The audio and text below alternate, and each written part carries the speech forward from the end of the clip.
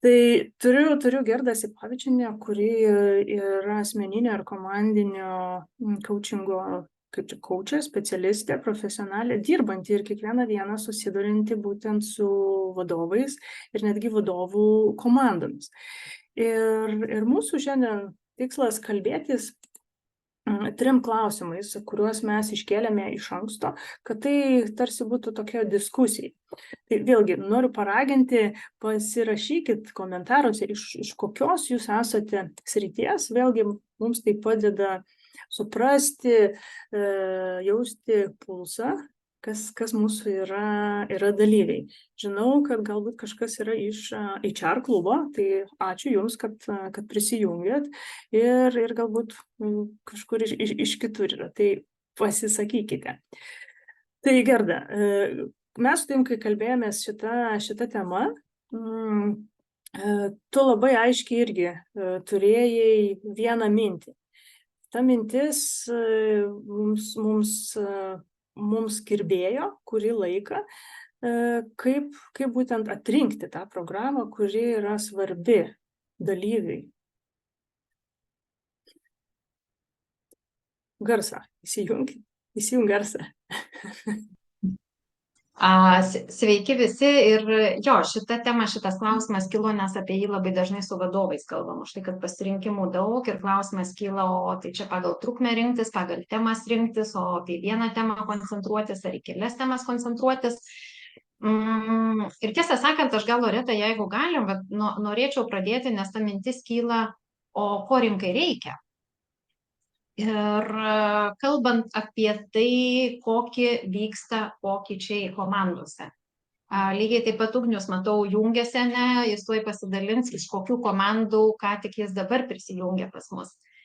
Ir čia mes pasižiūrėjom ir Harvard Business Review, ką sako apie vadovus ir kokie pokyčiai vyksta.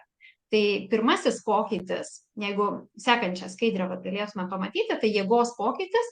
Ir mes visi kalbam ir ką girdim iš organizacijų, daug organizacijų kalba apie tai, kad ateina vadovas ir jis jau nebe vienas dirba, bet jam reikia dirbti kartu su komanda.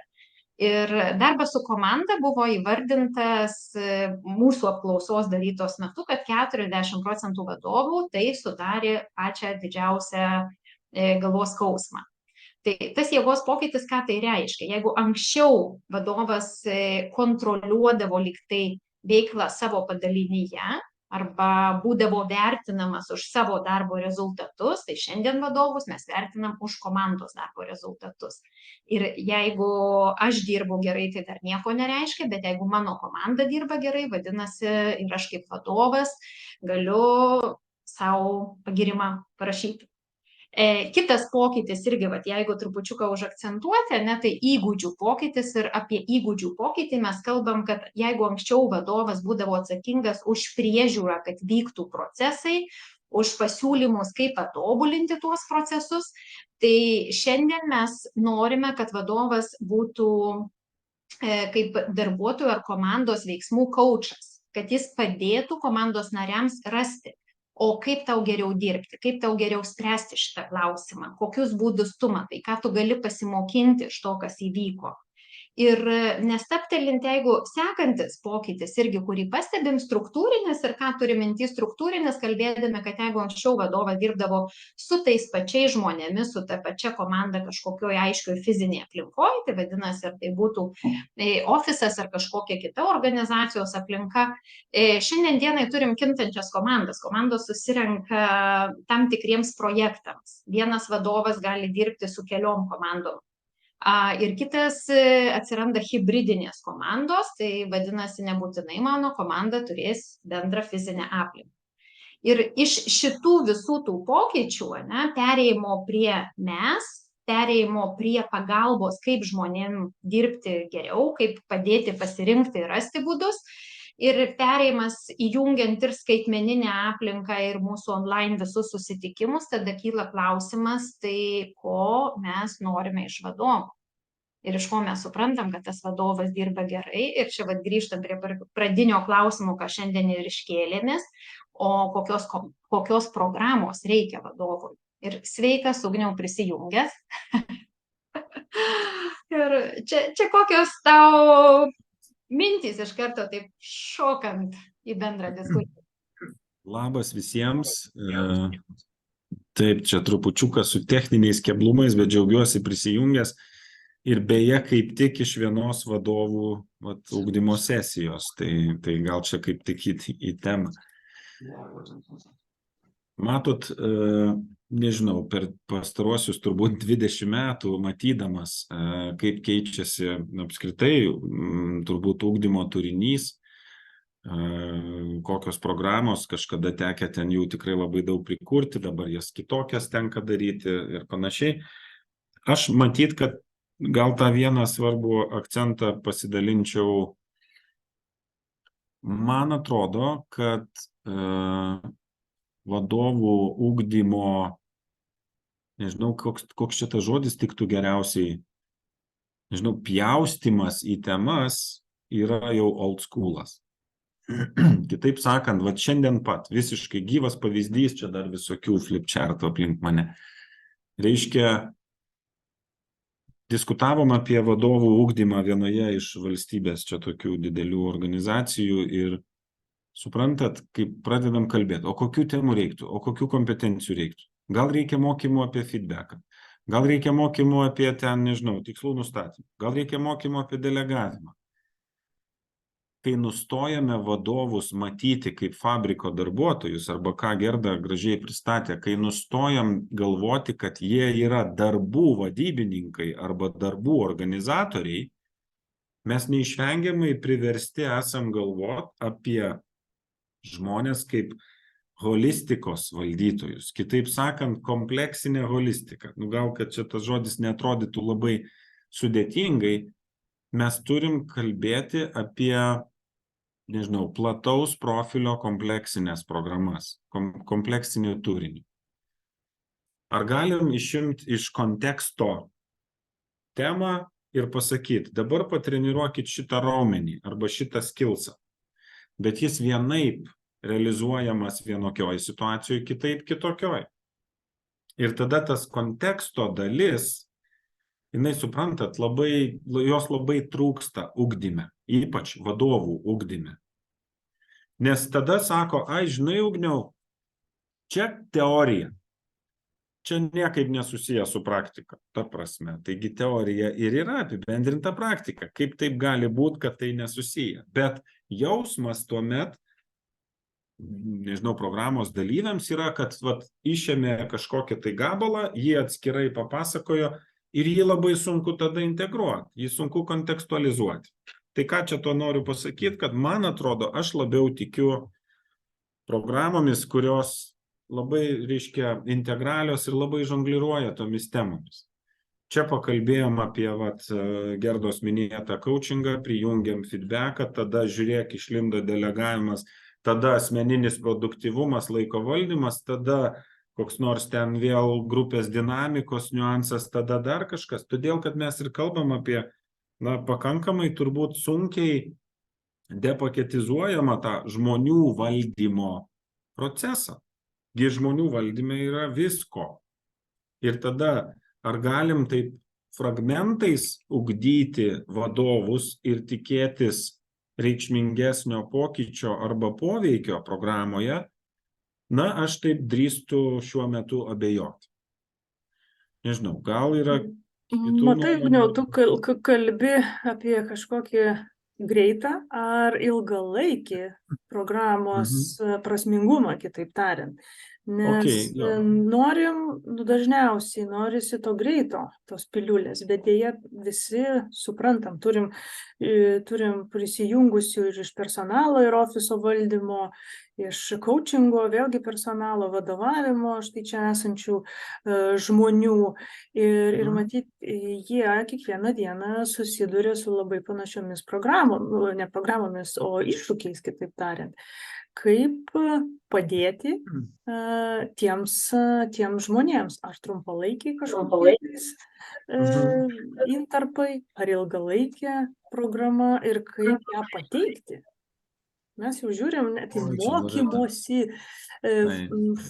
pagrindus, kitaip tariant, kaip išmokyti žmonės mokintis, šiuo atveju vadovus, kurie yra bėgime, kuriems reikia keisti santykį su savo pavaldiniais, nes jie jau perėjo į kitą etapą. Ir va štai susiduriam su tokiu klausimu. Žiūrėkit, aš galiu gal tada taip, dar gal vienas kampas irgi tinkamas čia taip kontempliuojant. Kai renkamės programą arba kai galvojame apie kažkokį ugdymo tikslus arba ugdymo kažkokią intervenciją, ne? Dažniausiai tai mano klausimas, kurį tenka spręsti su interesantu galbūt, ne, yra ne kokios temos jūs norite, o kokio elgesio po programos jūs tikitės. Tai kitaip sakant, renkantis visiškai įgūdžių pokyčio kampas, ne? Tai jeigu aš nesugebu, pavyzdžiui, kaip užsakovas suformuluoti, kokio elgesio noriu daugiau, kokio elgesio noriu mažiau, aš, pavyzdžiui, kaip konsultantas, aš nepasitikiu kliento formuluoti arba kliento poreikio artikuliaciją. Galbūt jis yra suklaidintas arba galbūt jo verbalizacija yra tokia, aš privalau įsitikinti. Tai čia šiuo atveju pirmas žingsnis, dar Loreta, atsakant į tavo klausimą, pirmas žingsnis tai ar greita, ar lėčiau, ar fundamentalu, ar toks, quick fixas, tai priklauso nuo kokio poveikio, kokios elgsenos tikiuosi.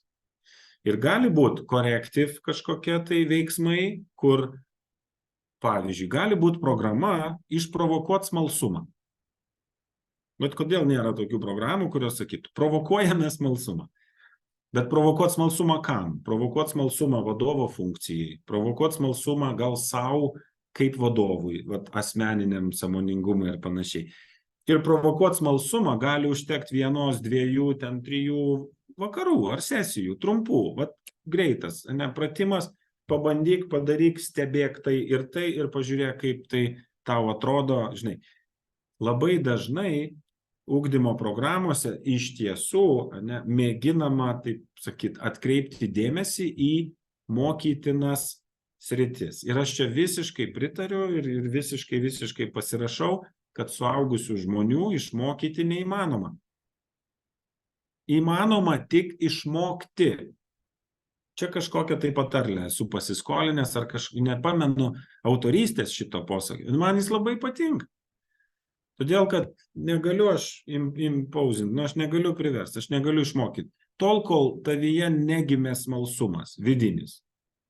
Ir va čia tada, sakom, šių laikų vadovams ypač svarbu išmokti greitai adaptuotis, greitai keistis. Kitaip sakant, greitai mokytis. Ir jeigu pasakytumėm, kad ugdymo programos tikslas išmokyti mokytis, aišku, tokią programą labai sunku parduoti. Neįmanoma. Jis sakys, o kaip tai mano verslui padės greitai? Kaip šiemet padidins pelną? Nežinau, fantazuoju. Ne?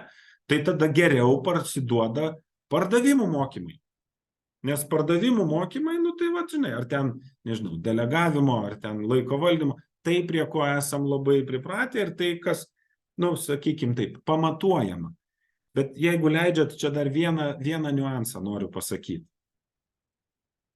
Vertė arba poveikis labai yra kas kita lyginant su programos pavadinimas.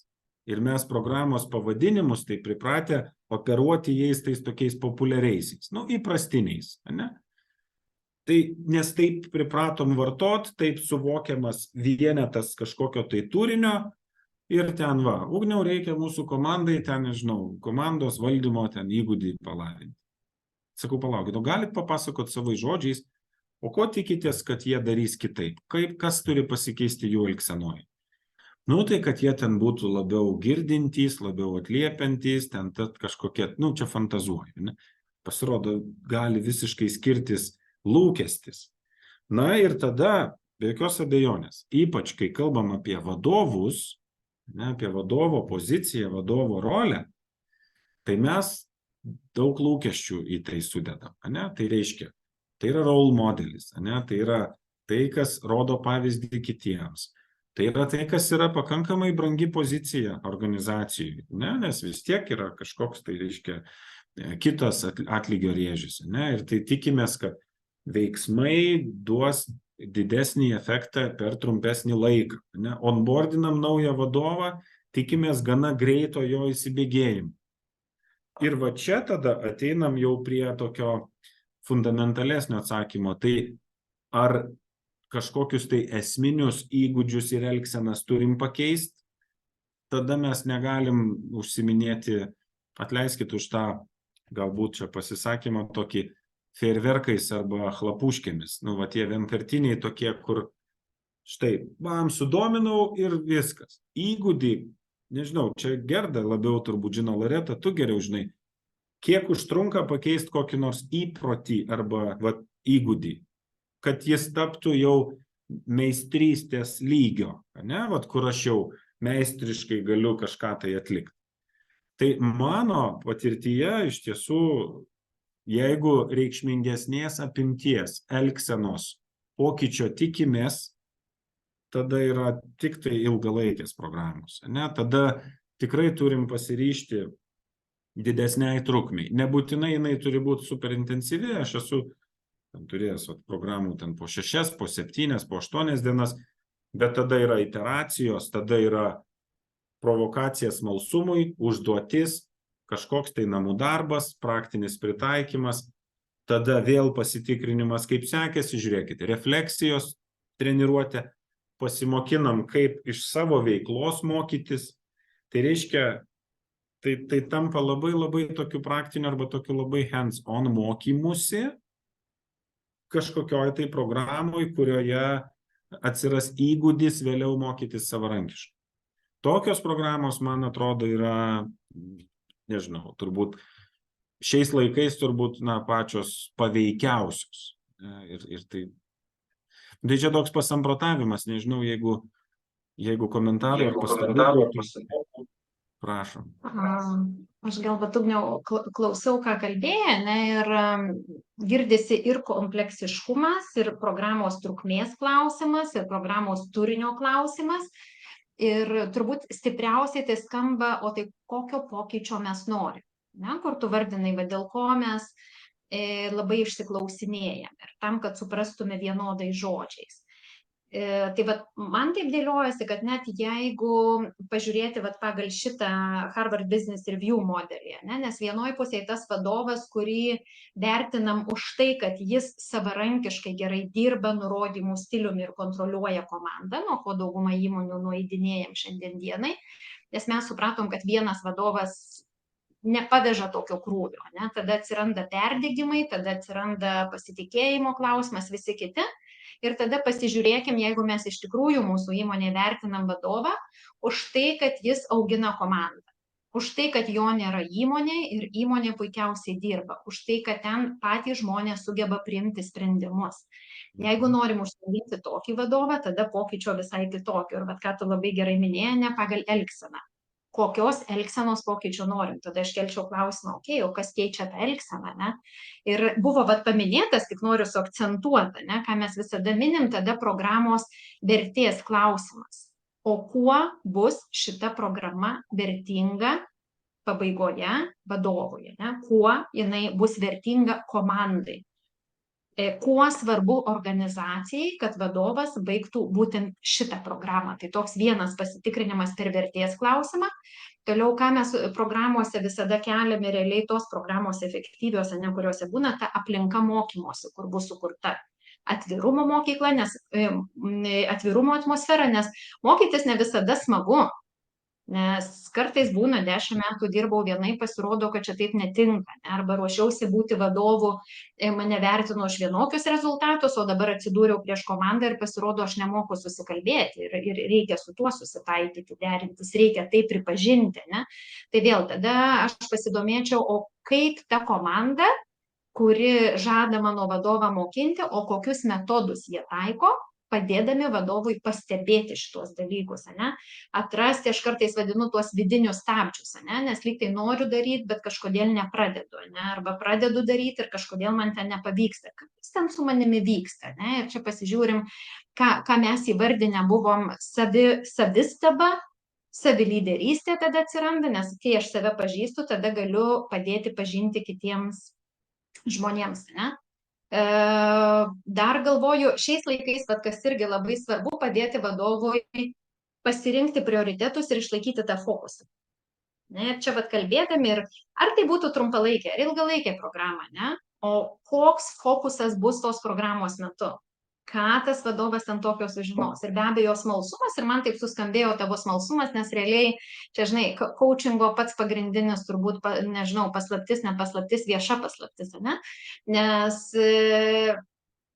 šiandieninės tokios organizacijos, ko mes norim iš vadovo, ne, jeigu žinant, kad jis negali dirbti vienas, nes krūvis per didelis, tempas per didelis ir galų gale aš noriu užauginti komandą ir aš kai vadovas nenurodinėju, kur jiems eiti, bet aš kai vadovas atsakingas, kad padėčiau jiem apsispręsti dėl karjeros, kad padėčiau pasirinkti kitą žingsnį, kad padėčiau pasirinkti, kad tas žmogus matytų vertę buvime komandos, kartu kažkokiuose rezultatų siekime.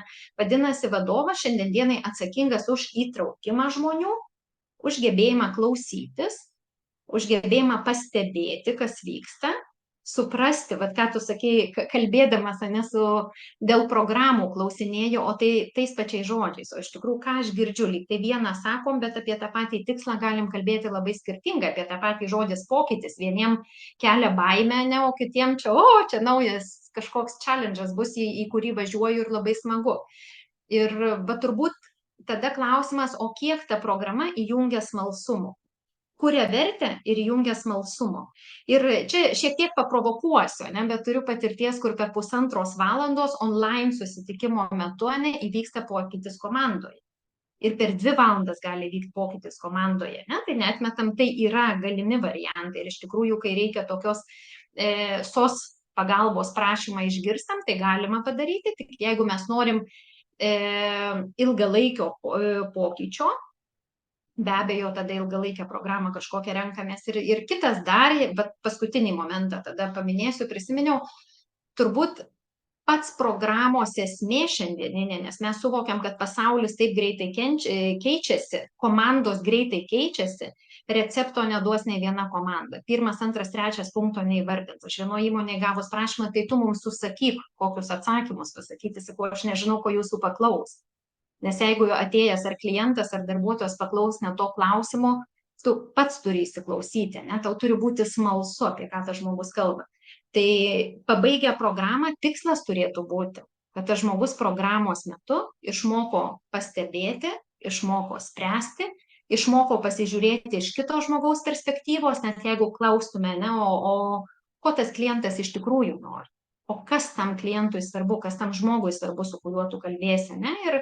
Ir po tokios programos, vadinasi, vadovas išeina, ar jis kalbės su klientu, ar jis kalbės su komandos nariu, ar jis kalbės su kažkuriais iš stakeholderių suinteresuotų asmenų. Pokalbio kokybė bus gerokai kitokia. Tai tokie man kažkokie dabar kilo susidomėjimai. Žinot, jūs labai gražiai kalbat apie programos vertę, tačiau būkim teisingi. Šiandien dienai dažniausiai klausia, o kas ves šitą programą? Kas per žmogus ves per šį pokytį? Ir štai mes tada susiduriam, kad programa lygų konsultantas, lektorius, moderatorius ir taip toliau. Ir juk nedidelė dalis, kalbėkime apie Lietuvą, galim ir kalbėti apie pasaulį, bet galim kalbėti apie Lietuvą, yra nedaugelis Lietuvoje tų lektorių virtuozų, kurie gali padengti daug temų, kurios susijusios būtent su vadovavimu ir iš to išeinančiais kitom šalutiniam potėmėm. Jeigu mes koncentruojamės į elgseną, tai ar vienas žmogus gali meistriškai, kaip pavyzdžiui, koks Tonis Robinsas su 1000 auditorijai, taukšt ir padaryti tą pokytį?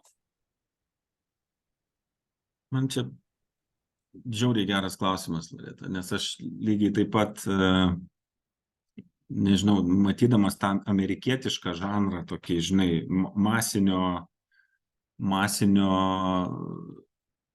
gal motyvavimosi sesijų. Ten mokymais gal sunku pavadinti, bet tokio kai trūksta, susijimk, įsikvėpk, tu gali, tai ten puikiai veikia, puikiai fantastiškai matyti, atliepia poreikį. Kai kalbam apie tam tikrą sistemiškesnį ir man yra klausimas apie tvarumą, tai klausimas, kas kiek kartų ten reikia nueiti pas Tonį, kad įsikvėptum, kiek ten užtenka to užsigazavimo, nežinau, koks čia tas žodis tiktų. Man šalia to tavo klausimo, jeigu galiu trupučiuką dar atliepti, suprantat, imkim kompetencijos apibrėžimą, kas yra kompetencija. 3 dedamosios, žinios, įgūdžiai ir motyvacija. Tai man atrodo, gera programa būtų tokia, kurioje aš gaučiau žinių, tai reiškia tam tikro galbūt susisteminimo, tam tikro su konceptualizavimo. Tada aš turėčiau erdvę lavinti savo įgūdžius, tai čia jau galime eiti prie patirtinio mokymosi, prie metodų, Ir tuomet labai svarbi dalis, kurios beje dažnai nebūna, motyvacinė dalis, kitaip sakant, o kodėl to reikia, o ką tai padės, o kaip tai naudinga, kad man vidinė motyvacija atsirastų, tai taikyti. Nes čia kaip ir su mokymusi, taip ir su motyvacija. Kito žmogaus sumotyvuoti neįmanoma. Jis gali tik pats priimti sprendimą, nori, nenori. Jis tik pats susimotyvuoja. Mes galim provokuoti. Mes galim, coachingo specialistai moka išklausti, užduoti taiklų klausimą. Tokį, bet vis tiek tai yra vidinis apsisprendimas. Tai dabar grįžtų prie andragogikos tam tikrų principų irgi. Ir kaip tu sakai, ar čia reikia būti, tarkim ten, žinių šaltiniu, kad lektorius būtų enciklopedija. Praeitas šimtmetis. Lektorius nebėra jokia enciklopedija, nes Google'as žino gerokai daugiau. Ar ten TED Talkus, reiškia, užsiprenumeruokit, jūs gausit ten N kartų ir pasaulio turbūt geriausius speakerius ten, reiškia, tokiuose short videos, Tai reiškia, ir turbūt yra kažkas kito tampa verte vesti per tą mokymosi patyrimą. Ir tada, kaip ir kada ką paprovokuoti, kaip ir kada kokį, turinį įdėti.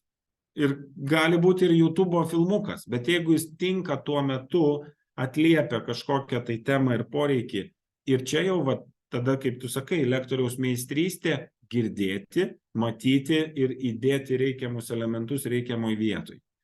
Bet faktas, kad iš andragogikos, reiškia, skolinantis tam tikrus principus, tai visų pirma turi būti aktualu, tai turi rūpėti.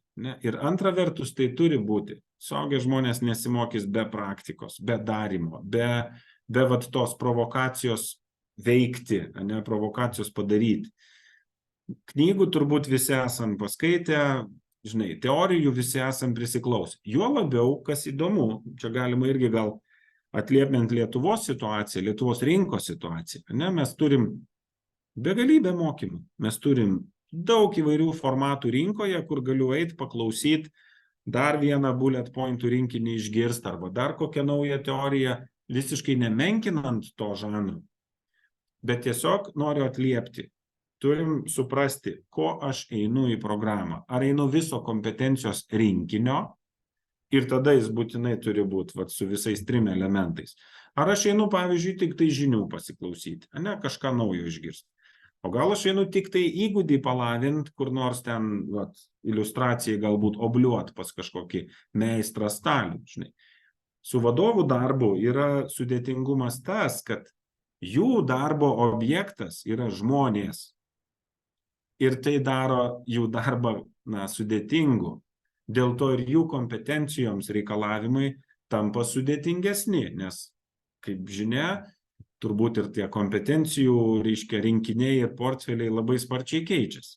O tai reiškia, kad vadovai, kurių darbo objektas yra žmogus ir jo elgsenos, jie turi būti, norėtųsi, kad būtų one step ahead, Ir tada kokia programa čia galėtų patalkinti, kaip būti to vienu žingsneliu šiek tiek priekį. Aš Gerai. labai įdomu buvo klausyti, žinai, ir man taip dėliojasi, galvoju, turbūt vėl, jeigu aš pagrįžčiau, tai vis tik kokių įgūdžių mes norim, kad vadovas išmoktų. Ir šiandien dienai vadovo darbe vėl, jeigu žiūrėsim į tas visas savybės, kur prieš tai dėliojomės tą dešinę pusę, kur vadovas žmogus vadovaujantis, ne, komanda iš vadovo tampa žmonių lyderiu, ne, truputėlį. Ir tada gaunasi, kad jam reikalinga tiek konsultavimas darbuotojų, tiek susikalbėjimas, tiek tam tikri coachingo metodai taikymai, tiek tam tikras galbūt kažkada instruktavimas ir mokymai. Ne? Iš programos lektorių aš ieškočiau to paties. Tie žmonės, kurie geba lygiai taip pat paskatinti smalsumą su kažkokiais coachingo metodais, geba pakonsultuoti tada, kada reikia, geba mokyti ir turbūt pats svarbiausias atsirinkti, kada ko reikia. Nes mes mokomės per procesą ir per praktiką. Ne?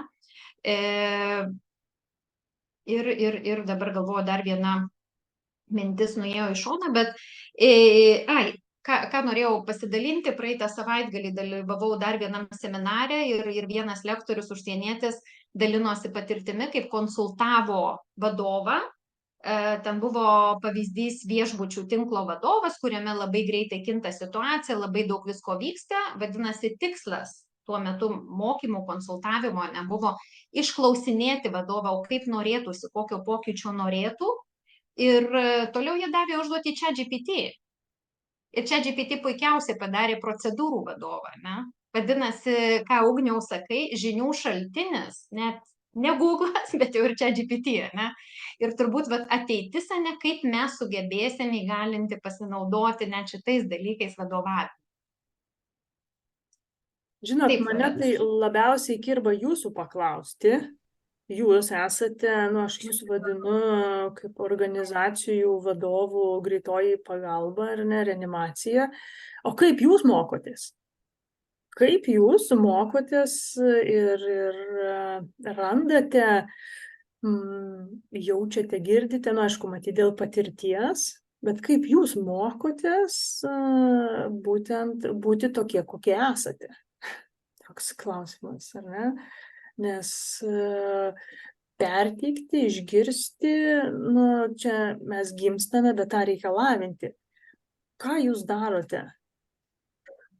Atrodo, čia labai svarbu, bet ką mes ką tik paminėjom, žinai, tas procesas, mokinimasis iš proceso. Nes nebeturime laiko tiek daug knygų skaityti, vadovėlio skaityti, straipsnių, mes dažniausiai ieškome labai koncentruotos informacijos ir kitas mokinamės iš patirties ir iš procesų.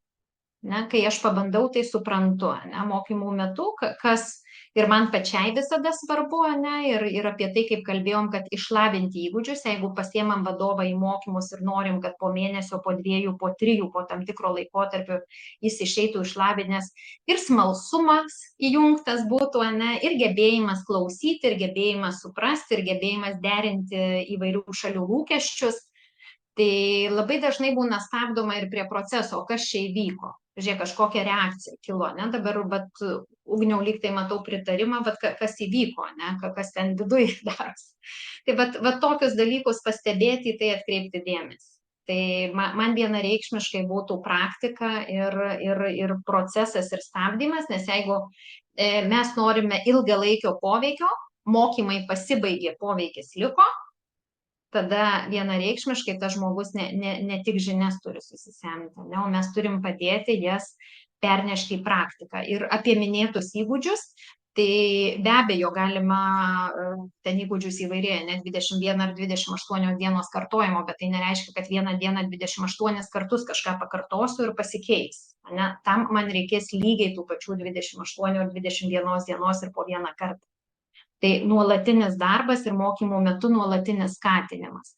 Aš gaunu užduotį, einu, taikau, grįžtu, nepavyko, patirtis per naują patirtį taikau darbę, grįžtu, tariamės toliau. Man tokie dalykai atrodo labai svarbus. Ugniau, kaip tu? Labai pritariu, Gerda. Tuo pačiu gal dar ką tiesiog papildymui pridėčiau. Aš atsimenu labai gerai savo karjeros, nežinau, pradžią ir visą tą evoliuciją, žinai. Ir buvo tikrai labai aiškus etapas mano profesiniai veikloj, kai aš jaučiausi, kad aš ateinu klientui perduoti žinias.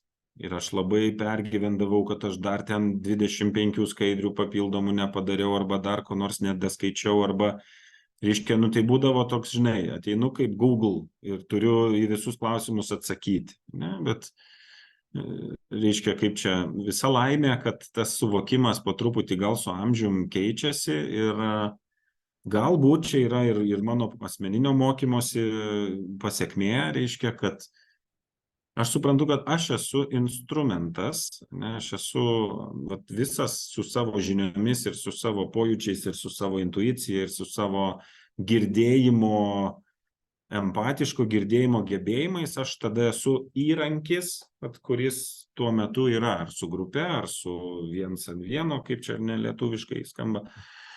Tai labai pritariu, ką Gerda sako, tai tokia, žinai, asmeninė higiena ir praktika tokios sąmoningumo, savilyderystės, savidisciplinos, kad, žinai, aš suvokiu procesą čia, aš suvokiu savo procesus, kuriuos galiu atidėti įeidamas į auditoriją, gebu tai atskirti, gebu suprast, kas daro įtaką mano nuomoniai, nuotaikai, sprendimams. Tai tokia sąmoningumo dalis labai didelė turbūt yra. Na, čia aš nežinau, man padėjo, aš sertifikavausi Gestalt Practitioner in Organizations 2 metų mokymasis, kuris tikrai, taip struktūravo, tiesiog sudėliojo aiškesnę rolę, kas aš esu prieš auditoriją. Kita labai svarbi dalis, manau, kad yra refleksija. Kiek dažnai, kaip kokybiškai, ką ir Gerda sakė, prasukau kažkokį tai, nežinau, procesą su klientu, virškinu, reflektuoju, galvoju gerai. Kuriam taške, ką padariau, koks buvo atgarsis arba reakcija, koks poveikis, atoveiksmis, gerai, ką kitą kartą galiu užaštrinti, ne? Nes tikrai yra sesijų, kuriuose tas toks emocinės bangavimas yra. Kartais aš turiu pagelbėti grupiai, kartais aš turiu būti akmuo grupiai ir neleist, reiškia, daryti ko nors, o kartais atvirkščiai žibalo į ugnį įpilt, kad ten išsprogtų, atsivertų, išsipasakot. Tai turbūt, kad, Loreta, atsakant į klausimą, tokia kombinacija turinio, taip, ten paskaitimo, bet didžioji dalis turbūt yra asmeninės praktikos. Ir turbūt, čia yra gal šiek tiek to konteksto, kad kuo daugiau tos praktikos, tada šiek tiek lengviau visą tai padaryti ir lengviau, kažkokia gal ta atsiranda jau įgūdis meistrystėj su viena sąlyga. Neprarasti tokia, žinai, viena koja ateityje pabūt. Toks vis tiek iš mūsų kuriančių programas, iš mūsų tikisi, žinai, dažnas toks, ką naujo turite? Man toks turbūt pats keisčiausias klausimas, kurį galiu gauti, kai yra kokia nors užklausa, ne? Tai tą jau girdėjom, o ką nors naujo galit? Seriously, hebra, psichologija žmonių nepasikeitė, kiek čia metų, kol mokslas visas egzistuoja. Tai gali būti kompiliacijos kažkokios kitokios, gali būti kažkokie deriniai kiti, bet, žinai, fundamentaliai teorijos jos taip stipriai nepasikeitė. Tai gal poreikis yra kitokiai elgsenai, tai taip ir sakykit, gal turit kažką tokiai elgsenai, žinai, o ne tai, kad, nustebinkit. Tada aš sakau, žiūrėkit, yra kitas žanras, yra pramogautojai, renginių vedėjai, magai, įvairios kitos priemonės bovyti jūsų komandą, jeigu toks poreikis. O čia, kur, toks gal čia užnešė, atsiprašau, bet, reiškia, o mintis tokia, kad taip, praktika, refleksija, bandymas, eksperimentas, vėl praktika, refleksija ir toks sukasi ratas.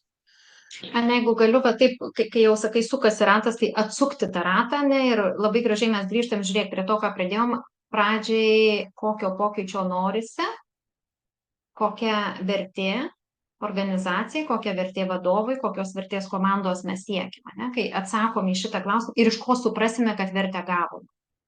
Po programos pabaigoje, iš ko suprasime, kad vadovas vertę gavo, iš ko supras komanda, kad jinai vertę gauna ir iš ko supras organizacija. Ir turbūt atsakę į tuos klausimus, mums labai tada paaiškėja, ne, o ko mums iš tikrųjų reikia. Ir dar gal vieną sakinį, dar jeigu leidi, aš manau, kad žiauriai svarbus yra eksperimento vaidmuo. Reiškia, mes turim kažkokią tai ribas, kažkokį savo suvokimą ir, žinai, tą ribą biški pačelendžint, biški išplėst, biškutį pasižiūrėt, aha, šitaip dariau, kažkaip nejauku, nežinau, gal kitą kartą daryčiau šiek tiek kitaip, bet jau esu pabandęs, jau randasi patirties, jau apie tai dėmesingumo kažkiek įsijungia daugiau, ne? Tai aš beveik sakyčiau, kad paprovokuoti, ne, pabandyti atlikti eksperimentus, ar save, ar kolegas, ar kitus, man atrodo, yra labai prasmingas ir svarbus dalykas.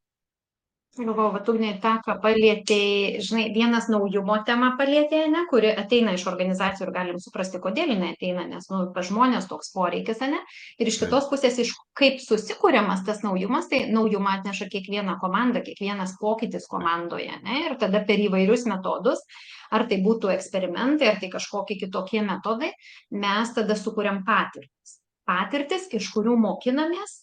Ir tada jau, kai išmokstam iš šitos patirties, didelė tikimybė, kad grįžę žmonės į savo komandas lygiai taip pat mokinsis iš tų patirčių, ką jie turės.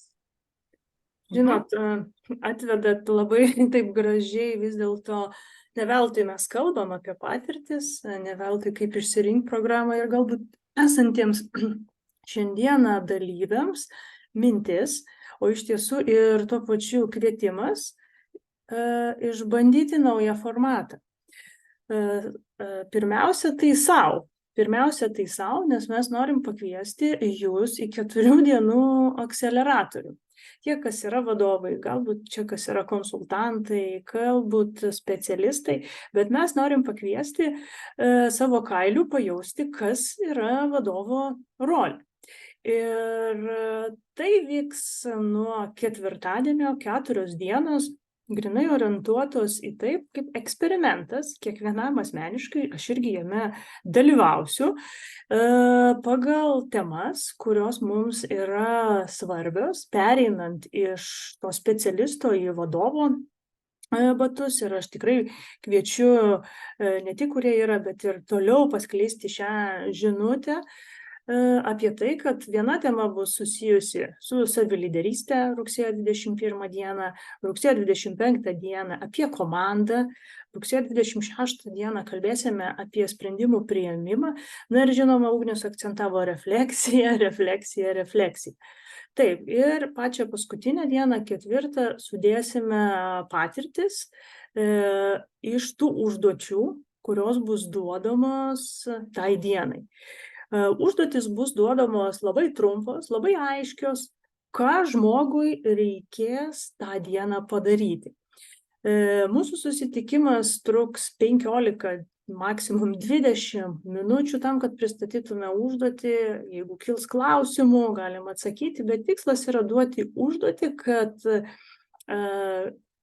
žmogus, kuris atėjęs į šį akseleratorių trumpą, pajaustų, ką reiškia turėti užduotį ir ką su ją daryti ir kokią patirtį įsinešti. Tai galbūt jūs perimsit šitą formatą ir galbūt galėsite jį diegti pas save įmonėse, su savo komandomis. Tai mes kviečiame tokiam eksperimentui, galbūt treniruotei, bet ir akseleratoriui. Akseleratorių mes vadinom dėl to, kad, kas tai yra? Pagreitinimas. Ar įmanoma štai per 4 dienas pagreitinti tam tikrus įgūdžius? Taip? Mes akcentuosimės į įgūdžius ir kviesime dalyvius, kurie ateis, sąžiningumo, atvirumo, smalsumo tokiu 100%.